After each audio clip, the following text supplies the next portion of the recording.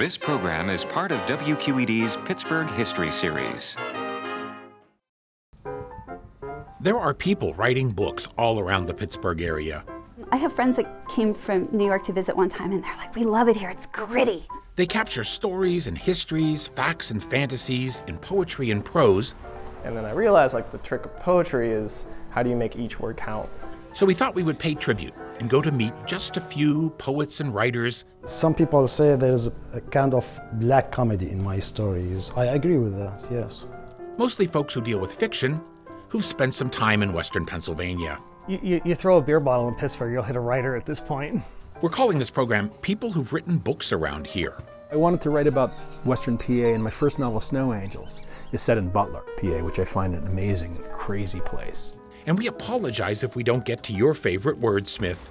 We're lucky there are so many to choose from. It just feels like I'm writing about home when I write about this area, and so I like doing it. This program in the Nebby series is made possible in part by the Buell Foundation, serving southwestern Pennsylvania since 1927. By Lewis Anthony Jewelers, proud supporter of Pittsburgh and its treasures. By Huntington Bank, serving communities since 1866. By Levin Furniture, furnishing Pittsburgh homes since 1920. Also by the Engineers Society of Western Pennsylvania. By Henny Henninger. By the Lincoln Pharmacy in Millvale. By Mancini's Bread. By Pamela's P&G Diners. And by all 1,411 backers of our Nebby Kickstarter. Thanks to everybody. Let's start in Edgewood, where Stewart Onan writes at his house in his third-floor office full of his collections. He was born here in Pittsburgh. Grew up over on Linden Avenue, across from the school. One of my claim to fame is I used to deliver the Post-Gazette, and I delivered the Post-Gazette to the Dillards, the McCulloughs, and the Philbricks, Nathaniel Philbrick. There, yeah. So something in the water there in Point Breeze. Since then, he has studied and lived in many other cities. Well, I'm one of those boomerangers. I was away for about 30 years. Left in '79, last year the Pirates won the World Series, and came back in 2009 when the Penguins won the Stanley Cup. So, yeah. He has written a lot of books, nonfiction as well as fiction, and he's still at it. Usually I'll try to write here at the desk, 5 days a week, 9 through 5. I don't have another job. I don't have health insurance, so I got to produce. I got to knock pages out. Try to get 1 page a day, double space, 300 words. Could be good, could be terrible. Just get it down. Once you get it down, then you can move it around. It can be as bad as it's going to be. You're going to write badly, like I said, every day, and you give yourself sort of the license to make it better and better and better as it goes on. Started to write in my early to mid-20s, about 23, 24 years old. I mean, I'd never had any inclination to write before. I mean, my father was an engineer, his father was an engineer, I was an engineer. I trained as an engineer, I was working as an engineer, but every day I'd come back from work and I'd write in my basement.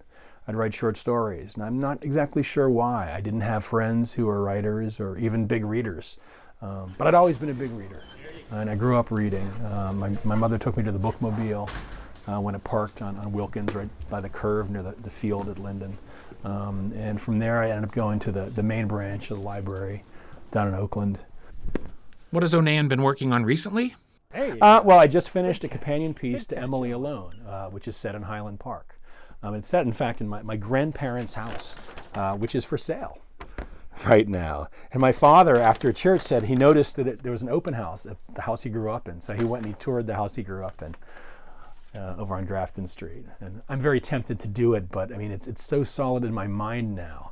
I've been writing about Emily and Henry now for 20 years. So this book is about Henry's life. This is Henry himself, and it talks about his life from the very beginning. The first line is, his mother named him Henry after her older brother, a chaplain killed in the Great War, as if he might take his place.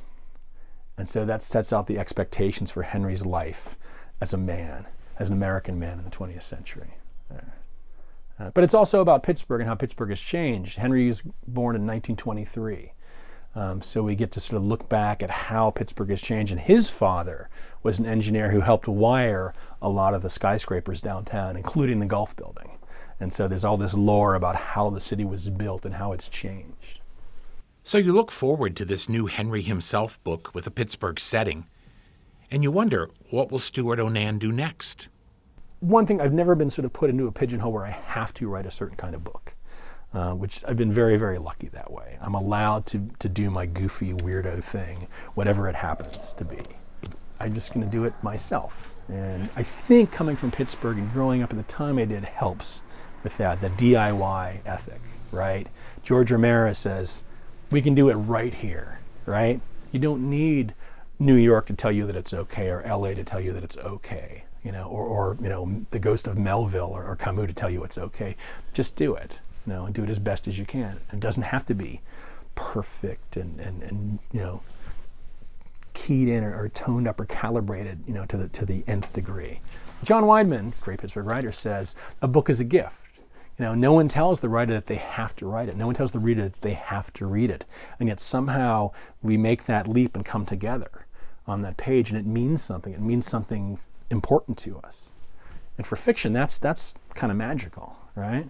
Because you don't know who your audience is. You're just sort of putting it out there and hoping that someone will find it and it will mean something to them and might move them. And I, having been moved many times as a reader, especially when I was young, I mean, that's it, right? That's what I want. I want a book that moves me deeply. Our own search for deeply moving books led us to the Falk Laboratory School in Oakland, where we met Cameron Barnett. He's a new Pittsburgh poet. I've been a Pittsburgher since I was 6. I always say that I'm California born, but Pittsburgh bred. He now teaches middle school language arts and social studies here. And when I'm doing writing of my own, if I have a quiet moment in my room, I'll work there. When he's not at school, he lives in Garfield, just off Penn Avenue. I write oftentimes here in my apartment. I'll write in bed when a thought comes to me, last moment. I often go down the street to the Commonplace and, grab a coffee and give myself a prompt and say, you have 1 hour to come up with something and give myself a bit of a challenge. And whatever I come up with in that hour, that's the poem, or at least the beginning of a poem. In 2017, Barnett's first book of poems, titled The Drowning Boy's Guide to Water, was published by Pittsburgh's own Autumn House Press. The book was soon nominated for a prestigious NAACP Image Award for poetry. The Drowning Boy's Guide to Water. Remember the strength of chlorine, the indoor pool, swim class clinging to the kickboard, then jumping from the ledge into the arms of the smiling white lady, only mostly sure she would catch you, mom calling, Cameron, Cameron, to get you to look, then said, kick, kick. Remember, there's nothing a mother won't do for one still shot of your head above the water. It's important to always practice good form. Kick your legs. The spirit of the book really comes from late high school and early college, when I was thinking about the experience of growing up as a young black male in spaces that I didn't always see a lot of faces like mine in. And as I kept going, the theme of water became more and more apparent. My writing advisors, Terrence Hayes and Yona Harvey and Linda Manuel, they were pointing out, water's coming up all the time in your poems. What's up with this? And I was like, I didn't really realize that. But now that you've pointed it out, I'm going to run with it. When I was in grad school, Yona Harvey sat me down and we had a conversation with a group of writers, but I was sort of in a shy place with my writing to begin with, and I kind of admitted that I didn't really know how to write about race because I didn't have a typical black experience growing up, whatever that means. And so I felt I didn't have the license to really write about black issues or black things. And she looked at me and she told me, well, you are black. All of your experiences and stories are black experiences and stories. They don't have to fit any sort of mold or anything. You can just do it. And as simple as it sounds, it was like this really great switch, this light bulb that went off in me. Iron Angel. Freedom Corner. My knees kiss concrete. Dirt is the first sign of forgetting. The leaves that accompany it, deciduous flare. Red crinkles and orange flakes. A finely ground autumn snow blown into cracks in the wall beneath the iron body. Every inch of the ground feels like Braille. I find my grandfather's name embossed in the granite, Center and Crawford. This is the biggest circle in the city that has been forgotten. This is a family history that I wasn't fully aware of or really thinking about too much when I was younger. But one thing I've told students before too is that one of the reasons I like to write stories and poems about myself is that I am the master of that. And there's a strength in being able to own your own story, but no one else gets to own that for you.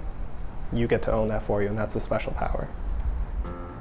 That special power of telling your own story led us next to the borough of Trafford, PA, to this house where two writers live. Dave Newman, who grew up in Irwin, and Lori Jaquila, who grew up in this house. They both write poetry and prose. They're married with 2 kids.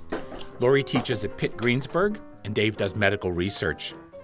They've both published books that incorporate their lives and jobs into the stories they tell. They've been at it for a while. As far back as I can remember, I was an only child, and it was kind of one of the things that I did. I mean, I think I wrote 25 books before I published a book. So I was one of those guys that just didn't know what I was doing, just kind of kicked along, you know. I don't think I saw a lot of Western Pennsylvania in books when I was growing up. I didn't see a lot of people who had a lot of jobs, you know, or, you know, were sort of struggling to get by, or, you know, didn't see a lot of mills in books. Like, I love the idea of books set in Western Pennsylvania and recognizing locations. And I don't know, you can have a book where someone goes into Tesaro's and eats a burger when they're down and out, or he goes to Dee's Bar or somewhere like that. My first memoir is Miss New York Has Everything. And then my second one was The Bridge to Take When Things Get Serious. I have one called Please Don't Shoot Anyone Tonight. It was my first book. My third one was Belief is Its Own Kind of Truth, Maybe. My fourth one is Portrait of the Artist as a Bingo Worker. And then I have a collection of poems called Spot the Terrorist. I have a collection of poems called The Slaughterhouse Poems, a novel called Raymond Carver Will Not Raise Our Children, a collection of poems called The Poem Factory, and a novel called Two Small Birds. That's all of my thing. I finished a novel that's not very good, so I'm going to go back to an earlier novel that was not very good and try to work on that. I have a collection of poetry that's coming out next year. How do you like it now, gentlemen? I just finished a big book called East Pittsburgh Down Low that I just started sending out. It's all set in Turtle Creek and Wilmerding and in Trafford and around here. My last book I wanted to call a collection of essays because that's what it is, but the publisher said nobody likes essays, so call it a memoir again. But yeah, people generally sort of lump in when you're writing about your own life and telling true stories about it as memoir. Yeah. They're meant to appear based on my life, even if they're not based on my life, if that makes sense. I mean, they're meant to be someone sitting next to you and talking to you that you can get to know. It's really important to me. I mean, my dad was a mill worker and things. It's important to me to remember where I came from. I love Pittsburgh. I love Western Pennsylvania. I love all the little towns around here. I love the Electric Valley. I love all the old Westinghouse towns. And if you get something wrong about this area, like if you say something that's not true or is misrepresenting it, people will call you out really hard. I like the unhip side of Pittsburgh. I'm like not into the $5 piece of organic toast, but I do like the dive bars and the burgers. Most of the work is done here, and sometimes coffee shops. I can work in public spaces pretty well. I like it. The noise, you know. Hi, can I get you guys something to drink? Right now I usually write at 4 in the morning. I get up and I write before I go to work. And I try to bang out at least an hour or so every day. Usually at the table here for me or in bed. And his work ethic is very good, so it helps me because I'm lazy. And then on Saturday, Lori and I will sit down and we'll have a couple drinks and we'll touch up what we wrote and read it at the table and go over it together and have a little editor session back and forth. You have poems? Mm-hmm. You want to read one? You far enough along? Yeah, I am. All right, read me some. So, what's your earliest memory? My father-in-law Charlie asks the waitress, the bartender, me. I love Charlie, a holy New Yorker who spent his life away from New York, who sang Frank Sinatra while he washed pots and pans and worked on houses and worked in factories and worked doubles so his kids could have lives he did not. Charlie is earnest and kind, and his stories don't ever go where I think they should. What's your earliest memory? Charlie asks, hoping to tell his. Does that sound like your dad? Mm-hmm. That's good. It does. That sounds awesome. You know, we read for each other, you know, and there's people are always asking, is there competition? I'm like, absolutely no, there's not. And I don't know how to explain that to people, but it's not like that. Outside the wedding tent, in the parking lot by the gift shop at Bushy Run Battlefield, in their newish Ford Escape, Brianna, who everyone calls Bree, takes a deep breath filled with frustration and says, "You have got to be kidding me." She pauses and stares hard at her husband. She says, "You have got to be kidding me. We stopped at the ATM. You took out $100. We stopped at the ATM specifically so you could take out $100. I went to New York to be a writer, and I didn't write at all, really. I mean, notes, little scribbles, things like that. But if I hadn't gotten together with my husband, if I hadn't moved back home, I wouldn't have written anything. I had no books, and I wrote everything since I've been back here with his support. The idea of doing work is appealing to me, and the people that work, and I always liked the idea of writers who worked a lot and did their work, and that was just always appealing to me. And then also, I think people just write to say, I was here once, and you're here, and isn't that awesome? Of course, there have been awesome writers who have lived here once, some just for a while. Take Willa Cather, a great American writer usually associated with Nebraska and the Great Plains where she grew up. But she moved here in the late 19th century, and in June of 2017, her Pittsburgh connections attracted scholars and devoted readers from around the world for the 16th Willa Cather International Seminar, organized this time by two local academics, Tim Bintram and James Japp, with help from Tracy Tucker from the Willa Cather Foundation in Nebraska. This day, folks were visiting sites on the north side that Cather would have known. It's all part of the seminar. It's always in a different place where she lived. This is the first time it's been in Pittsburgh. And we're taking a week, 6 to 7 days, to celebrate her time in the city, her 10 years living in Pittsburgh between 1896 and 1906. We can expect to go on walking tours and to visit places that were integral to different works that she wrote. I think she always wanted something, newer and bigger and more exciting. So this doesn't seem like a surprising place to find Cather after she's done with college. From I think she was 22 till she was 32. And then she continued to visit until about 1916. So for another decade, she made Pittsburgh really one of her bases, I would say. This was a big step to be away from the rest of the family and develop her own friends and her own networks of people. This house where we are was owned by George Gerwig, a friend of hers. And George was her friend at the University of Nebraska. They were great friends. He taught her theater reviewing. And he recommended her for a position as an editor and writer at a new magazine based in Pittsburgh called the Home Monthly. This was in 1896. This would have been one of the first places that she was meeting lots of actors and she was writing reviews, and I do think she liked Pittsburgh a lot. Of course, that doesn't mean she didn't go on to New York afterwards or want to go on to New York, but I do think this was an important step for her. So the first 5 years she was a journalist, and then she shifted to teaching school.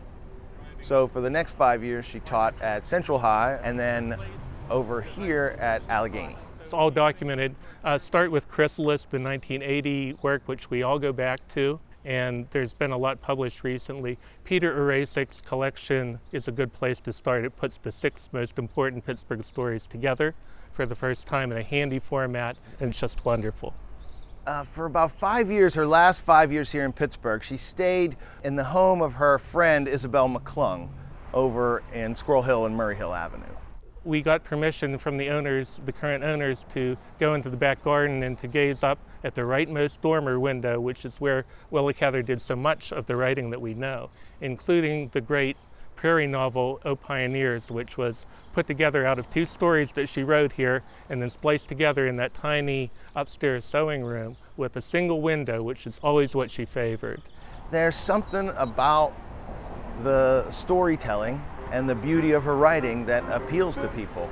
Just the beautiful language, first and foremost. She tells a great story and she tells it beautifully. And that's really all that matters to most readers. Many such readers today may also want to check out the beautifully told stories of Osama Alami, whom you may encounter on the north side, often on Samsonia Way. I walk a lot, yes. He fled his homeland of Syria for political reasons, and he's been selected as a writer in residence for 2 years here in Pittsburgh through the unusual City of Asylum program. I first came to the States on October 2008.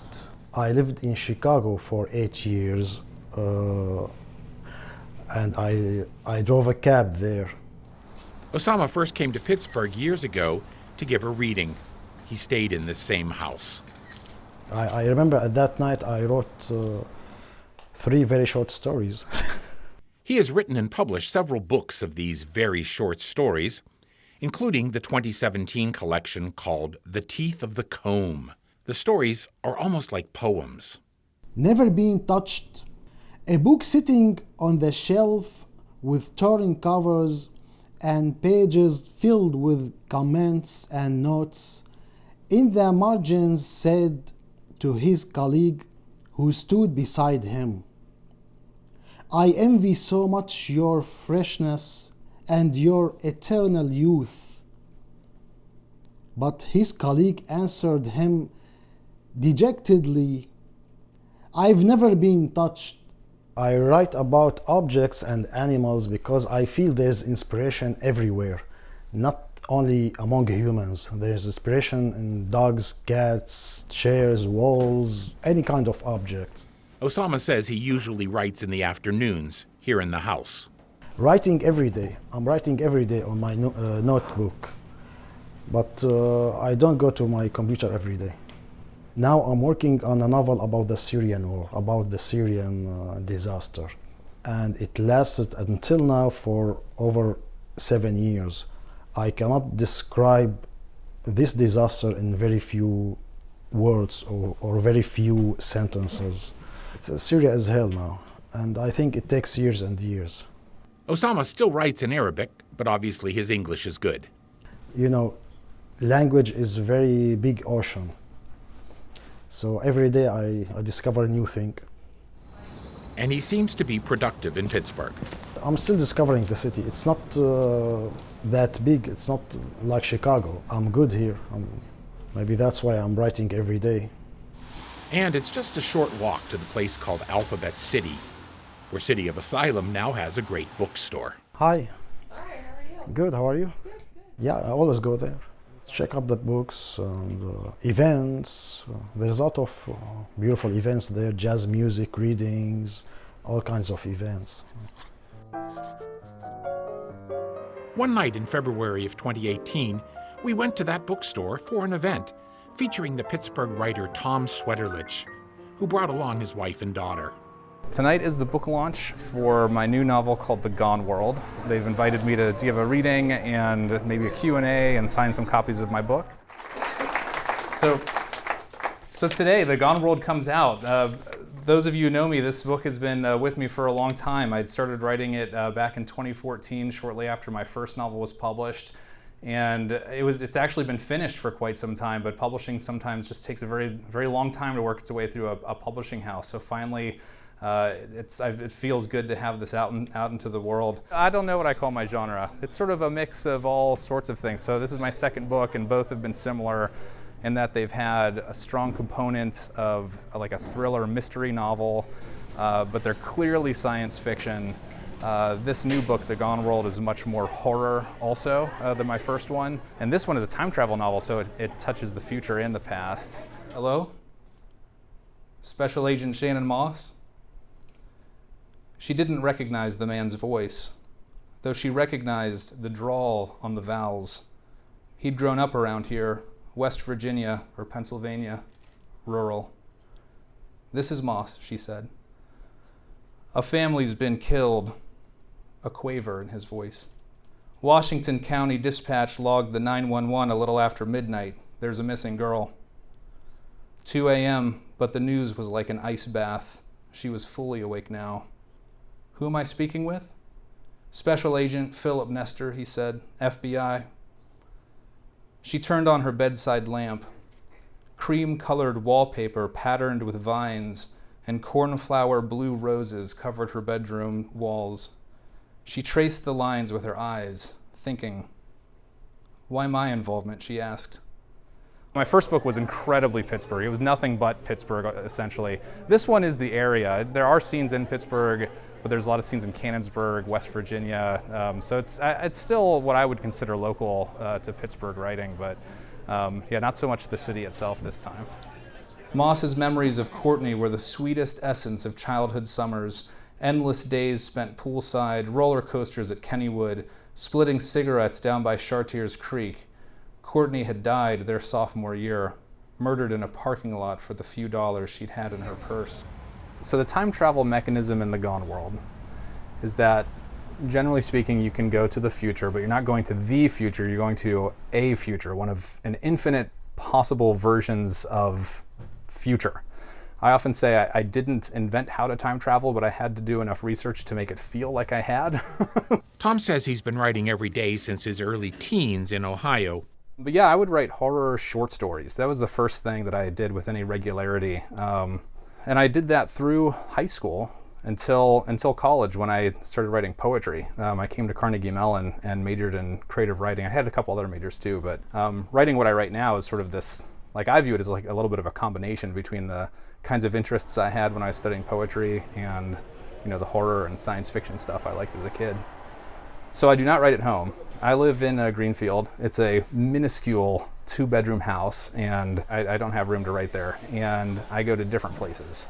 I go to shopping mall food courts. That's a favorite of mine. Century 3 Mall, Ross Park Mall. Those are great places just to set up shop and nobody bothers you or thinks it's weird that you're just sitting there for a long time. Once everything's done and it is in print and published, I don't look at it ever again. I pick out a couple passages for readings and that's it. I think I would go mildly crazy if I went back into a printed book, because I would just start finding all sorts of things to change and rewrite. So I just don't. But arrivals were different from departures. No exhilaration at seeing home after so long an absence. Rather, seeing this future Earth was like staring into a mirror and discovering someone else's face. Thank you. You know, we're lucky to have all these writers and more in our midst. The stories and poems, the characters and predicaments, the memoirs and novels that they create all add to the beauty and mystery and goofiness of living in and around Pittsburgh.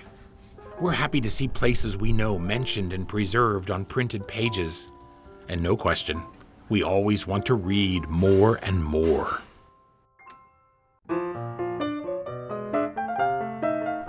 Last question. If someone says to you, as a Pittsburgher, what books should I know? You should know Damballa, John Edgar Wideman. It's a story collection about Homewood.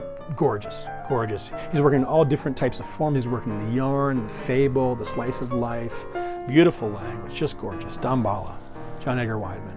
Yeah, that's the one that I would point you to. The real Pittsburgh of it.